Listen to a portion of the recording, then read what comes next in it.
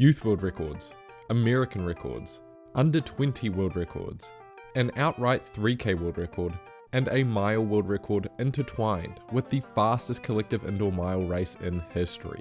Yared Nuguse finally breaks the mile indoor world record. All in one weekend in February. Alright, let's cut to the chase. What Yared Nuguse and the 7 other athletes behind him did at the Millrose Wanamaker mile was nothing short of ridiculous. I can't recall seeing a world record race this tight. Away they go then. Nuguse would lead from the gun, firmly planting himself right behind the pacer. But following in hot pursuit was Hobbs Kessler and a more than hungry pack of 6 athletes behind him. Yet somehow, with a pack in such close proximity, you can't call this anything but Nuguse domination.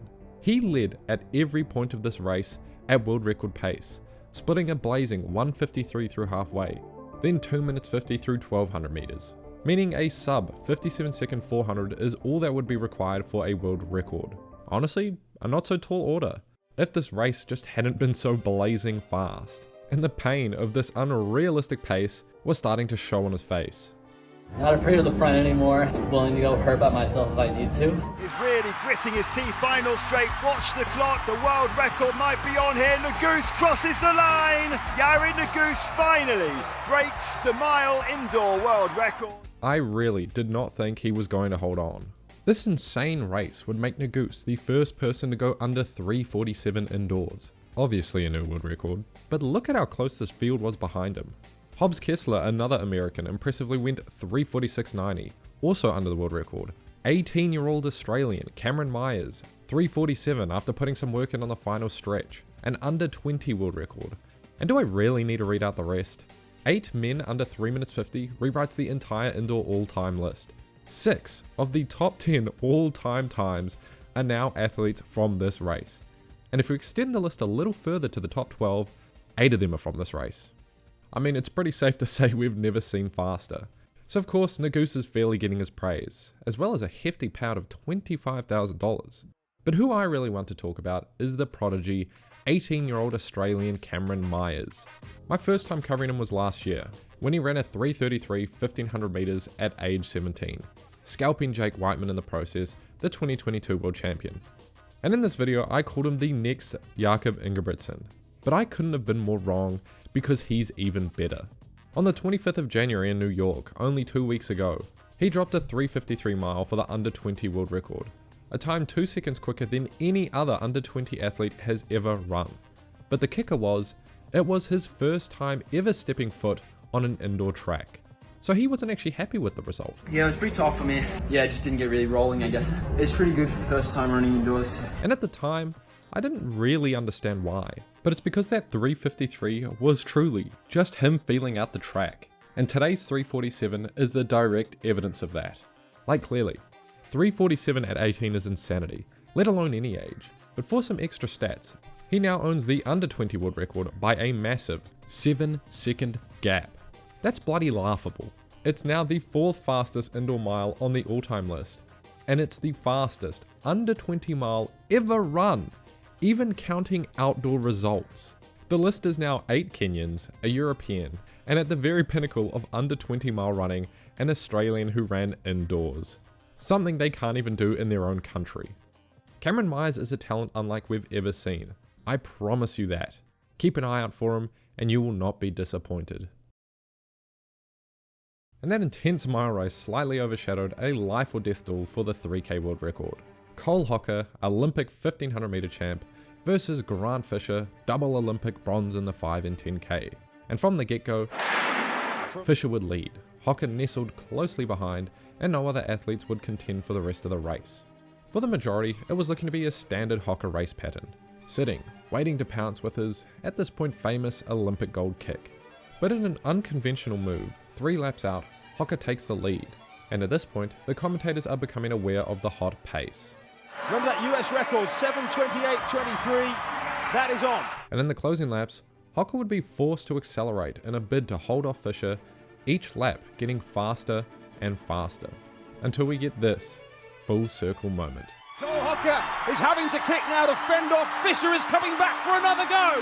Hocker and Fisher side by side, and it's Grant Fisher, the Olympic bronze medalist, who comes through to win it, and a new world indoor record. Grant Fisher would reverse snipe Cole Hocker to come home in a 27.5 second final 200 meters, the fastest lap of the entire race, into a new indoor 3K world record. Both of them actually going fast enough to break the old world record by just shy of an entire second. Oh, and I forgot, there was also an entire race going on behind them, just 7 seconds behind. American distance running is notorious for producing athletes that run world beater times, but struggle on the big stage. So today was a step in the right direction. Fisher clearly hitting another level, and he was already medaling on the big stage. And Hocker, while he did win gold at Paris in the 1500, it was considered a huge upset. But here he is, laying down the gauntlet early, letting it be known. He's not just here to snipe wins, he wants to be the fastest runner on the track. And for the third week in a row, out of nowhere, Josh Hoey is also back at it again. First it was the indoor 1K American record, then a gutsy 1500 meter victory last week against Grant Fisher, and now the indoor 800 meter American record. Okay, seriously though, before this year, where was this guy? Last year indoors he was running 147. It's extremely rare to see a 25-year-old explode from obscurity to the fastest American ever in any event, let alone two. Side of Hoey running wide to try and block off the challenge. He's going to hold off strong here, Hoey, and hold off Hopple. This places him only behind the legendary Kip Keita and Elliot Giles. I was a bit skeptical after his 1K American record, like I'm sure a lot of people were, but whenever one of these more obscure event records go down, the athlete is usually just waiting to break out. Also can't forget Bryce Hoppel with a neat 6th fastest time ever right behind him. And oh boy, it's time to yap about New Zealand athletics again. Okay, I don't want to go on too long, but the last 2 weeks, 15-year-old Sam Ruthe has been tormenting New Zealand's best. First we saw his 401 mile world record, then a 7:58 3K for a national title and world record, and on the 9th of Feb, in awful congested Auckland, a 3:41 1500 meter.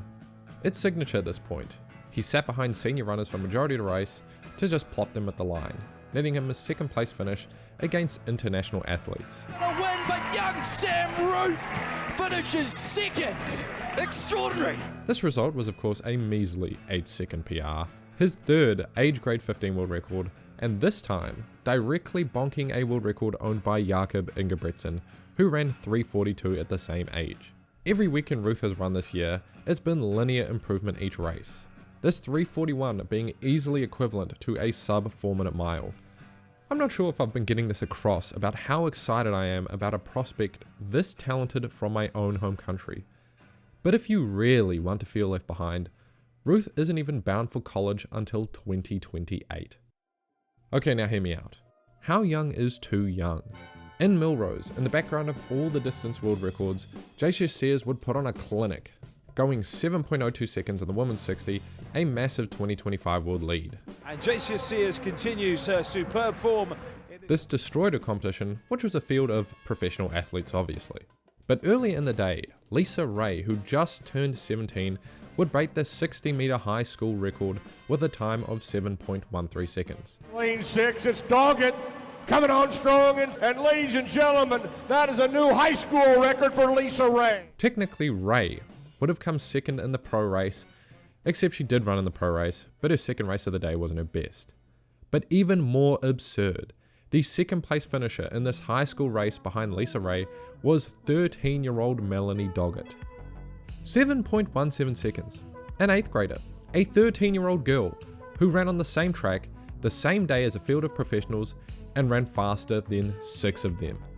This is the fastest 60-meter time ever for a 13-year-old girl, 14-year-old, 15-year-old, and 16-year-old. I'm not proud to say it, but she would beat me in a 60. Believe it or not, I have featured Dogget before in an old video, and since then, these are now her personal bests at age 13. Again, how young is too young when we talk about sporting prodigies? And that's the main ridiculousness for the week. Here's some other results I found interesting. Dylan Baird, the legendary Walmart worker who's now sponsored by Walmart, is showing what an athlete can do with an unconventional sponsor. 7:38, it's a new world lead.